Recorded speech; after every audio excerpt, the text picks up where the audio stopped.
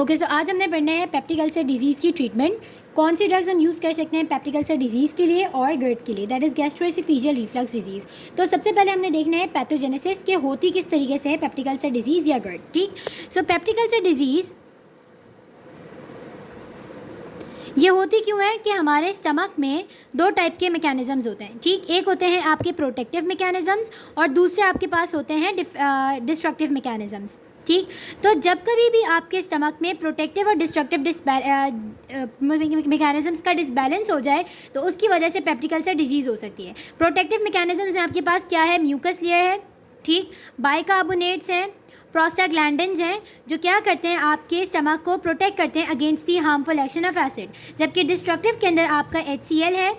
ठीक, इसके अलावा आपके प्रोटीओलिटिक एंजाइम्स हैं जो क्या करते हैं, ये इन प्रोटेक्टिव क्या करते हैं कि आपकी जो स्टमक है उसको डिस्ट्रक्ट करेंगे। ठीक, HCl हो गया। इसके अलावा अगर आप कोई NSAIDs ले रहे हैं या आपको H pylori इन्फेक्शन है तो इसमें आपके पास क्या होगा, ये सारी चीज़ें डिस्ट्रक्शन करवाएंगी। तो एनी मैकेनिज्म जिसमें आपका डिस्ट्रक्टिव इंक्रीज़ हो जाए, रिस्पॉन्सेज और प्रोटेक्टिव रिस्पॉन्सेज डिक्रीज़ हो जाएँ, उसकी वजह से पेप्टिक अल्सर डिजीज़ हो जाती है। ठीक है, तो हम क्या क्या कर सकते हैं अब हमने ये देखना है। ठीक, तो सबसे पहले हम देखते हैं एक स्टमक सेल है, सही है।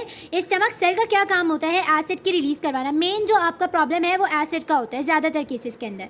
तो इस स्टमक सेल का क्या काम है, एसिड की रिलीज़ करवाना। और एसिड किस तरह बनता है कि हाइड्रोजन आयन रिलीज़ होते हैं ल्यूमेन में और क्लोराइड आयन रिलीज़ होते हैं, तो ये दोनों कंबाइन होकर HCl बना लेते हैं। ठीक है, तो अब ये हाइड्रोजन आयन रिलीज़ किस तरह होंगे, यहाँ आपका एक पंप होता है जिसे हम कहते हैं हाइड्रोजन पोटेशियम पंप। ठीक है, जिसका काम ये होता है कि पोटेशियम को अंदर डालता है और हाइड्रोजन को बाहर निकालता है, ठीक है, ल्यूमेन में, ताकि वो क्लोराइड के साथ मिलकर क्या बना सके, HCl बना सके।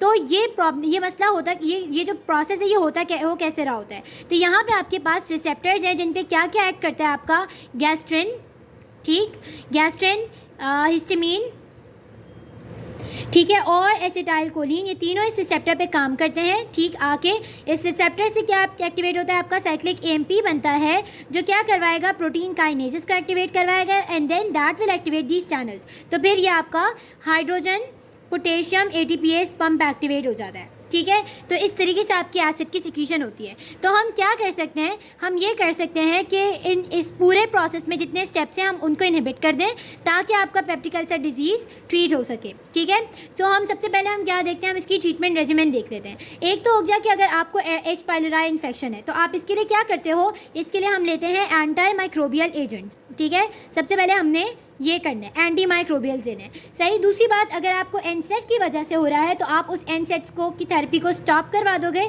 तो वो अल्सर्स आपकी हील हो सकते हैं। ठीक है, इसके अलावा हम क्या कर सकते हैं, जो एसिड है ना इसकी प्रोडक्शन को ही कम कर दें। अब एसिड की प्रोडक्शन किस तरीके से कम हो सकती है, एक तो ये कि सबसे जो मोस्ट इफेक्टिव है इनमें वो ये है कि हम इस पंप को, जो ये आपका हाइड्रोजन पोटेशियम ATPase पंप है, इसको ब्लॉक कर दें। और ये हम ब्लॉक किस तरह कर सकते हैं, प्रोटॉन पंप इनहिबिटर्स से। ठीक है, क्योंकि प्रोटॉन है हाइड्रोजन आयन, तो हम इसे कहते हैं प्रोटॉन पंप इनहिबिटर्स। ठीक है, एक हम ये काम कर सकते हैं। दूसरा हम क्या काम कर सकते हैं कि ये रिसेप्टर खास तौर पे जो हिस्टामिन के लिए है, जिन्हें हम क्या कहते हैं H2 रिसेप्टर्स, ठीक है, स्टमक के ऊपर, हम इन रिसेप्टर्स को ब्लॉक कर दें। ठीक है, तो H2 एंटागनिस्ट हो सकते हैं आपके पास जो इन रिसेप्टर्स को ब्लॉक कर सकते हैं और इसकी वजह से फिर आपका ये रिलीज़ नहीं होता। ठीक है, तो ये हमने पढ़ लिए, ये हमारे वो मैकेनिज़म्स हैं जो हम जिससे हम क्या कर सकते हैं, अपने एसिड की सिक्रीशन को एक तरीके से कंट्रोल करें। ठीक है, PPIs और H2 एंटागनिस्ट ये हमने H pylori के लिए यूज़ किया। देन कम्स के एक ऐसी भी आपके पास रिस्पॉन्स होना चाहिए, क्योंकि PPIs और H2 एंटागनिस्ट टाइम लेते हैं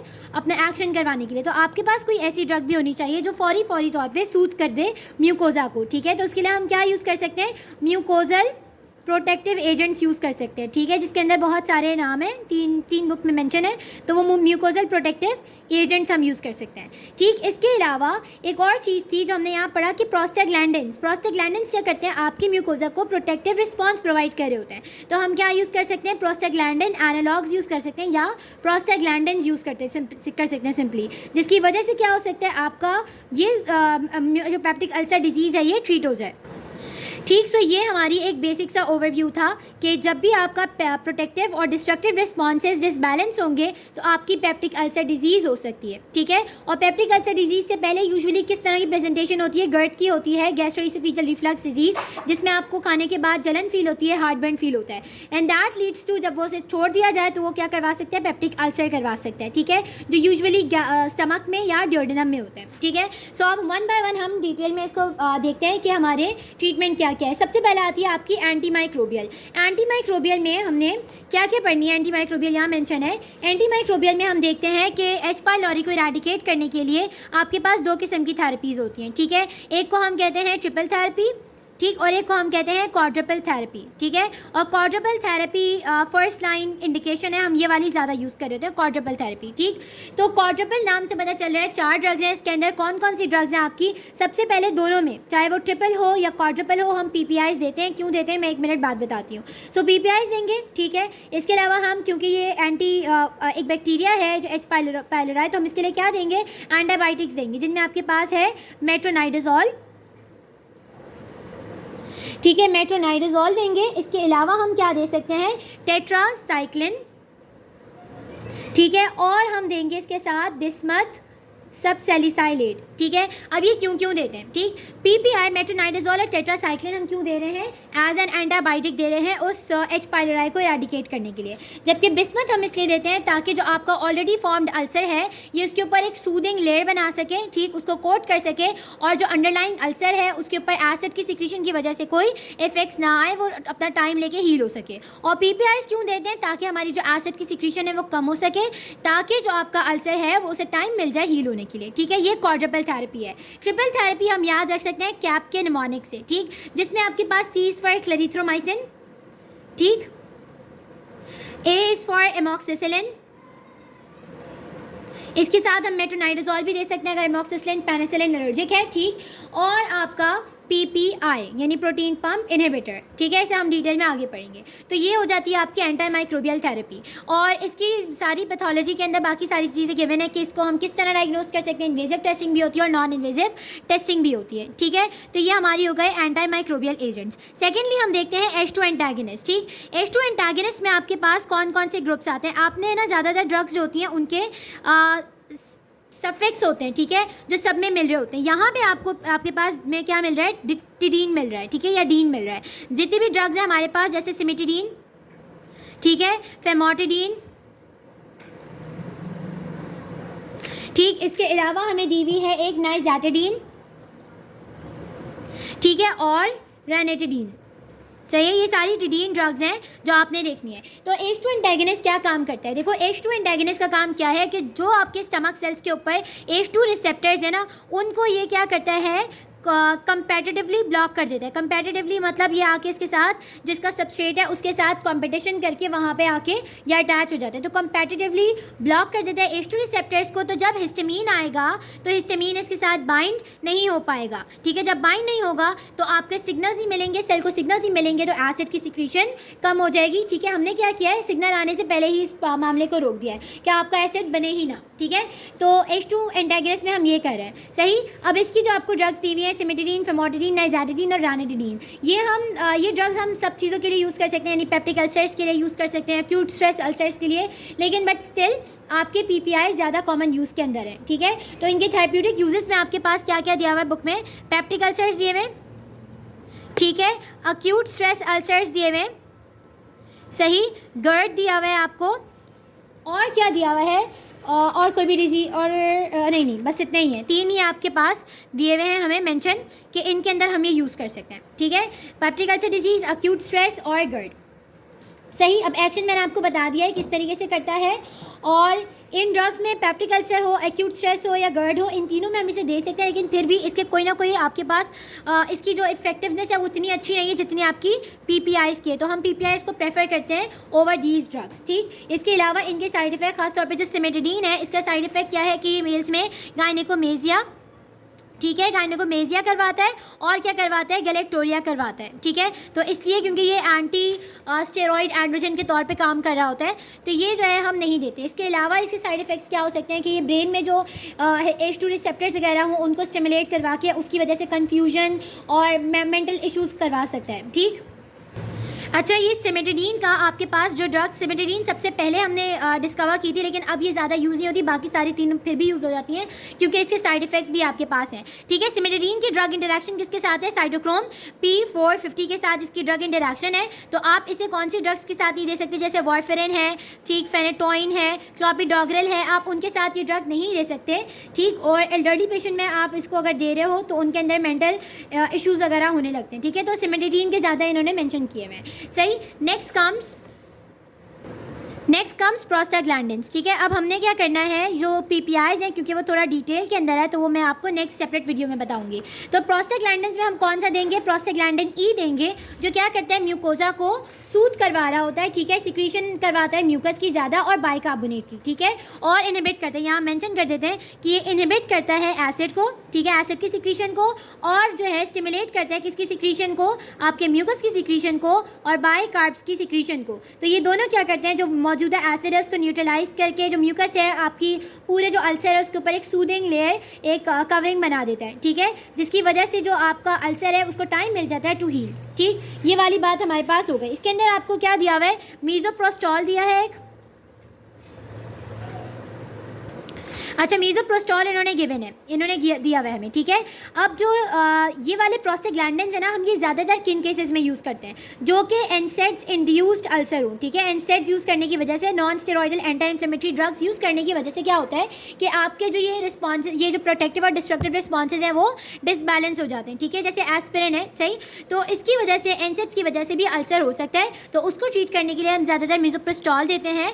ठीक, मीज़ोप्रोस्टॉल क्या करेगा, इसी मैकेनिज्म के through like inhibiting acid mucus की प्रोडक्शन ज़्यादा करवाएगा और बाइकार्बोनेट को ज़्यादा रिलीज़ करवाएगा, और क्या करेगा, ये इसके अगेंस्ट काम करेगा, एन एसिड के अगेंस्ट। ठीक है, अच्छा, एक चीज़ है कि हम इसे किस में नहीं देते, कॉन्ट्रा इंडिकेटेड किस चीज़ के अंदर है, जो इसे हमने याद रखना है। ठीक है, this can lead to miscarriages, तो हमने ये नहीं देना क्योंकि ये यूट्राइन कॉन्ट्रैक्शन करवाता है। ठीक है, प्रोस्टाग्लैंडिन्स, सही, तो यूट्राइन कॉन्ट्रैक्शंस की वजह से ये मिसकैरेजेस करवा सकता है, तो we can not give this, ठीक है, इन गेस्टेशन। ठीक है, हम नहीं दे सकते।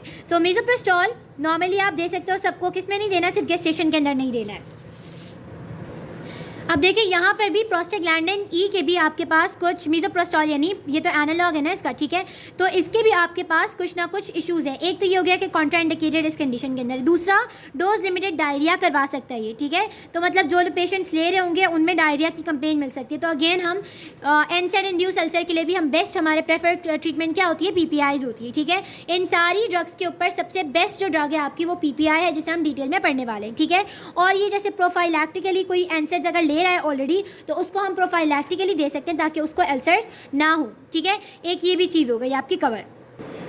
अब आ जाता है आपका एंटासिड्स। ठीक, एंटासिड्स आपके पास क्या है, मैंने क्या कहा था कि जो आपका PPIs हैं, जो H2 एंटागनिस्ट है, ठीक है, ये प्रोस्टाग्लैंडिन है, ये सारे आपके पास क्या थोड़े सा टाइम लेंगे करवाने में, एक्शन करवाने में। एंटासिड्स आपको फौरी तौर पे इमरजेंट, हम कह सकते हैं इमरजेंसी में रिलीफ प्रोवाइड करता है। ठीक है, ये ज़्यादा बेहतर होता है कि आप खाना खाने के बाद लें, क्योंकि जब खाना खाया हुआ होता है तो जो स्टमक की एम्प्टिंग है ना वो डिलेड हो जाती है फूड की वजह से, तो उसमें एंटासिड्स को इतना टाइम मिल जाता है कि वो न्यूट्रलाइज कर देते हैं। ठीक है, तो एंटासिड्स बेसिकली क्या होते हैं, वीक बेसिस होते हैं। सही है, ज़्यादातर आप कौन कौन से यूज़ करते हो, मैग्नीशियम हाइड्रोक्साइड, ठीक है, और एल्युमिनियम हाइड्रोक्साइड, ये दो आपके पास बेस्ट यूज हैं। ठीक है, हम ये वाले यूज़ करते हैं, या फिर इन दोनों का एक कॉम्बिनेशन भी यूज़ कर सकते हैं। ठीक है, तो एंटासिड्स क्या करवाएंगे, एंटासिड्स जो आपका ऑलरेडी फॉर्म्ड एसिड है ना स्टमक के अंदर, यानी एसिड रिलीज हो गया, उसके बाद क्या करना है, तो ये उसके साथ रिएक्ट करके क्या बनवा देते हैं, सॉल्ट एंड वाटर बनवा देते हैं। ठीक है, तो ये उसके इफेक्ट को न्यूट्रलाइज कर देता है जो एसिड ऑलरेडी फॉर्म्ड है। ठीक, इनमें दो है, मैग्नीशियम हाइड्रोक्साइड,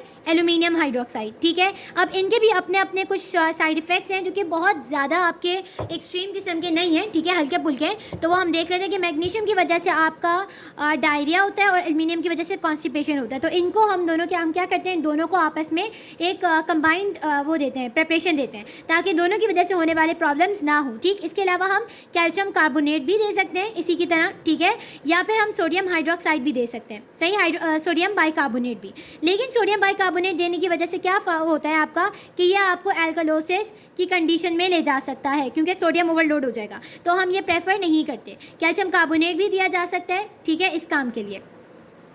अच्छा, अब ये कहते हैं कि ये यूज़ किस कंडीशन में हम कर सकते हैं, ठीक है, ये आपको सिम्टोमेटिक रिलीफ के लिए और फौरी तौर पे रिलीफ के लिए आप किस में यूज़ कर सकते हो, जैसे हार्ट बर्न हो, ठीक है, यानी खाने के बाद जलन हो रही है, गर्ट का इशू है, मुंह में खट्टा पानी आता है, या फिर जो भी खाया होता है वो वापस ऊपर की तरफ आना शुरू हो जाए, तो उस कंडीशन के अंदर हम ये दे सकते हैं, ठीक, और ये फौरी तौर पे रिलीफ प्रोवाइड करता है। और बेस्ट है कि खाना खाने के बाद यानी फुल स्टमक के ऊपर लें, एम्प्टी स्टमक के ऊपर ना लें, ठीक है। H2 एंटागनिस्ट में एक बात ये रह गई थी कि आपने ये क्या लेना है, खाना खाने से पहले लेना है H2 एंटागनिस्ट, ठीक है। इस तरीके से ये आप खाने के बाद ले सकते हैं और इसके साइड इफ़ेक्ट्स भी एज सच कोई नहीं है, बस एल्यूमिनियम की वजह से कॉन्स्टिपेशन हो जाएगी, ठीक है, और मैग्नीशियम की वजह से डायरिया हो सकता है, तो इसको हम कंबाइंड प्रिपरेशन में लेते हैं। और इनके जो कैटाइंस यानी मैग्नीशियम एल्यूमिनियम, इसकी वजह से भी बॉडी में एज सच कोई डिफरेंसेस नहीं आ रहे होते, ठीक है। नेक्स्ट है आपके पास म्यूकोजल प्रोटेक्टिव एजेंट्स, ठीक है। म्यूकोजा को प्रोटेक्ट करने के लिए हम कौन से एजेंट्स दे सकते हैं, जिसमें आपके पास दो नेम्स हैं, ठीक है। एक है आपका सुक्राल्फेट, सही, और दूसरा आपको दिया हुआ है बिस्मथ सेप्सालिसाइलेट, ठीक है, बिस्मथ सब सेलिसाइलेट, जो किस लिए हमने यूज़ किया था, उसमें लिया था क्वाड्रुपल थेरेपी में फॉर पीपीआई, ठीक है। बिस्मथ सब सेलिसाइलेट भी हम यूज़ कर सकते हैं। अब पहला आ जाता है सुक्राल्फेट। सुक्राल्फेट क्या, ये कॉम्प्लेक्स है किसका, एल्यूमिनियम हाइड्रोक्साइड का, ठीक है, प्लस सल्फेटेड सुक्रोज, ये दो चीज़ों से मिलकर बना हुआ है, किससे, एल्यूमिनियम हाइड्रोक्साइड और सल्फेटेड सुक्रोज से मिलकर बना है, सुक्रोज इज शुगर, ठीक है। तो ये क्या करता है, ये आपके जो म्यूकोजा है, जो चाहे वो नॉर्मल हो या नेक्रोटिक हो, यानी उसमें अल्सर हुआ हो, तो उसके जो प्रोटीन्स होते हैं, ठीक है, उनके साथ बाइंड हो जाते हैं, सही, उनके साथ बाइंड होने के बाद ये वहाँ पे एक जेल लाइक कवरिंग बना लेता है, ठीक है, इनके साथ बाइंड होकर एक जेल लाइक कवरिंग बनाता है और टाइम प्रोवाइड करता है कि अल्सर हील हो सके, क्योंकि आपके स्टमक में ना सिर्फ HCl रिलीज़ हो रहा है, बल्कि उसके साथ साथ क्या रिलीज़ हो रहा होता है, प्रोटीओलिटिक एंजाइम्स भी रिलीज़ हो रहे होते हैं, जो प्रोटीओलिसिस करवा सकते हैं फर्दर, ठीक है। तो उसको आप कॉम्बैट करने के लिए आप ये दे सकते हो, ठीक है। और इसके अंदर भी ये आप उसके साथ भी दे सकते हो, लाइक पीपीआईज के सुक्राल्फेट को हम एडमिनिस्टर नहीं कर सकते पीपीआईज के साथ, H2 एंटागनिस्ट के साथ या फिर एंटासिड्स के साथ, क्यों, क्योंकि ये एक्टिवेट ही जब होगा जब आपके पास कोई एसिडिक इन्वायरमेंट हो। तो वो क्या करते हैं आपके पास पीपीआईज H2 एंटागनिस्ट या फिर जो एंटासिड्स हैं, इनका काम क्या होता है, जो एसिड है उसको कम सिक्रीशन कम करवाना या उसे न्यूट्रलाइज करवाना, तो आप इसे उस कंडीशन में नहीं दे सकते, ठीक है। तो आप कब दोगे, जब वो नहीं दी हुई, पीपीआईज नहीं दिए हुए, तो आप दे सकते हो, ठीक है। अब आ जाता है बिस्मथ सबसेलिसाइलेट, ये हमने किस में देखा था, क्वाड्रुपल थेरेपी में देखा था, ठीक है। ये भी क्या करता है आपके ये जो अल्सर है ना, वहाँ पे क्या करता है, एक्टिविटी ऑफ पेप्सिन को कम करवा देगा, ठीक है, एक्टिविटी ऑफ पेप्सिन को कम करवा देगा, सही। इसके साथ साथ म्यूकस की सिक्रीशन को इंक्रीज करवाएगा और ग्लाइकोप्रोटीन्स के साथ इंटरैक्ट करके प्रोटेक्ट करता है कल्चर को, ठीक है, कोड प्रोवाइड कर देता है टू द म्यूकोजल टिश्यू, सही। दिस वाज ऑल अबाउट, एक रह गई है हमारे पास जिसे जो हमने नेक्स्ट वीडियो में करनी, दैट इज पीपीआईज। ये आपने बहुत अच्छे से करना है, क्योंकि ये मोस्ट कॉमनली यूज ड्रग है for all type of ulcers, either they are peptic ulcer, either they are acute stress ulcer, और they are associated with H. pylori और ड्यू टू NSAID यूज, ठीक है। तो इस सब में आप पीपीआईज यूज़ कर सकते हो।